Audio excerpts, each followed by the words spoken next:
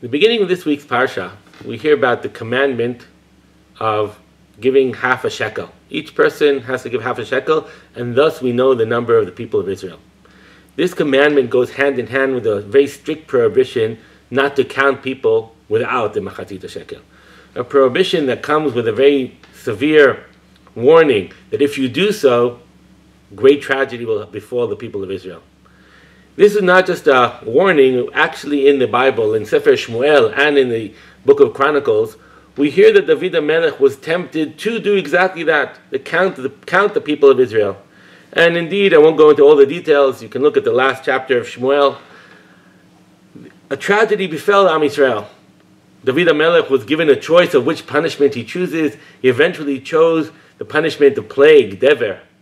And the Dever, great folly came from that to Am Yisrael. Great numbers of people died throughout the plague of the Dever. And David HaMelech started praying to God for help. And indeed, at some point, God said, enough is enough. I will not destroy my entire people. And he commanded the angel with the plague to stop. And there's a picture of the angel holding his sword up high, saying, as if frozen in time, and not hitting the city of Jerusalem. David HaMelech saw exactly the point, the place, the geographical place where the Malach stood frozen with his sword. And that was a place of Goren Arvana Yevusi, the threshold of the place he eventually chose to be the place of Bet HaMikdash. David HaMelech didn't randomly choose Yerushalayim as a place for the temple, didn't randomly choose the Table Mount, the Har HaBayit, the Temple Mount as this place.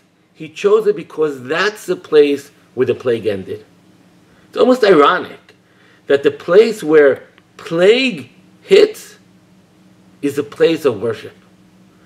It's almost ironic in the sense that out of the plague, out of very severe hardship, of anger, of death, comes the place where Am Yisrael for eternity will now view as a place where God dwells, where God meets man.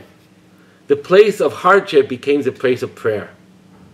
The same kind of idea happened in our parsha as well. As a result of Chet HaEgel, the sin of the calf, the golden calf, Moshe Rabbeinu takes Oel Moed outside of the community. He no longer wants the house of God, the house of meeting, to be within the people of Israel since they sinned. He takes it outside of the community.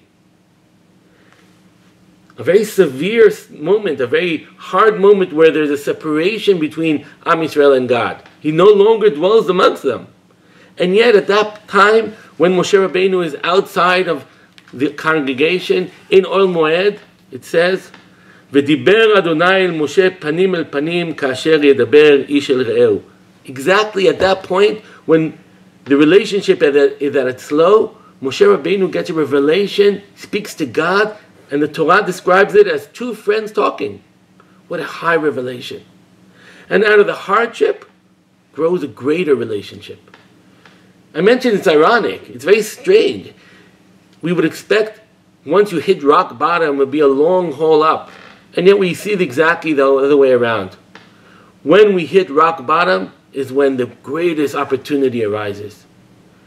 I can't really explain why. Rav Soloveitchik in many articles attempts to explain this type of strange relationship where God calls to man at the time of crisis.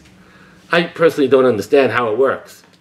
But it's an opportunity. We have to recognize and reconcile the fact that when we are at hardship, it's an opportunity to grow from and not seep deeper in.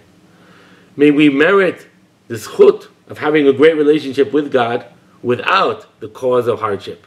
But we should always look for the opportunity and not just say, we're now being banished. Whenever we have anything happen to us, it's always an opportunity for further growth. Shabbat Shalom.